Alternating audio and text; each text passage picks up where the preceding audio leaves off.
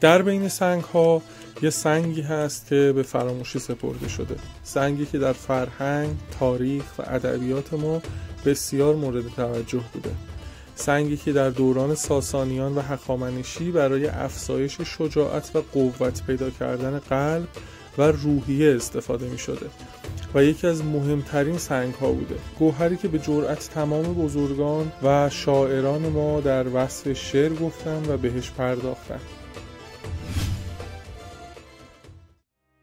فردوسی اشاره میکنه شد آن تخت شاهی یا آن دستگاه، زمانه ربودش چو بیجاده کاه. اینجا به یک مسئله غریبی هم اشاره میکنه جناب فردوسی، میگه اون تخت، آن تخت شاهی و اون دستگاه سلطنتی دفعتاً رفت، از دست رفت و زمانه همونطوری که بیجاده یا گارنت کاه رو میربایه، تاج و تخت پادشاهیش رو ربود و در کمتر از کسر زمانی اون عظمت شاهی از بین رفت.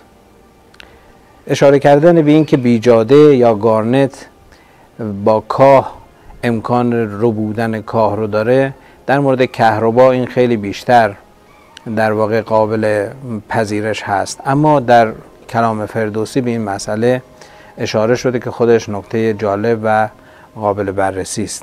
گارنت رنگ‌های مختلفی داره، مثل قرمز که بهش آلماندین هم میگن، نارنجی، زرد، سفید، سیاه و گارنت سبز یا دمانتوئید که توی معادن کرمان در ایران عزیز هم استخراج میشه و خیلی زیباست.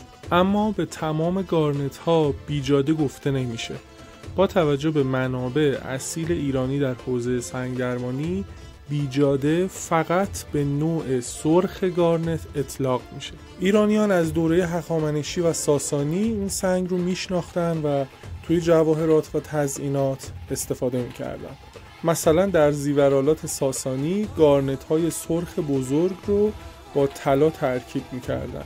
در اون زمان بیشتر گارنت ها از هند، سریلانکا یا بین النهرین وارد ایران میشده، ولی تو دوره اسلامی از معادن داخلی هم استفاده شده. ابوریحان بیرونی توی کتابش اشاره میکنه که بیجاده سنگی سخته، رنگی سرخ و آتشین داره و از هند استخراج میشه. ازش انگشتر میسازن و معتقدن که قلب رو تقویت میکنه، به این معنی که روحیه و شجاعت آدم رو بالا میبره، غم رو از بین میبره و همراه داشتن شادی میاره. تنسوخنامه ایلخانی هم اشاره میکنه که بیجاده نیرویی داره که ذرات ریز رو مثل آهنربا جذب میکنه، اما این نیرو با کهربا قابل مقایسه نیست. در واقع این خاصیت به خاطر وجود آهن در گارنت آلماندین یا گارنت های سرخه که به این واکنش پارامغناطیس میگن. این سنگ وقتی توی میدان مغناطیسی قوی قرار بگیره جذب میشه، اما کهربا رو اگه به پارچه یا مو مالش بدید بار منفی میگیره و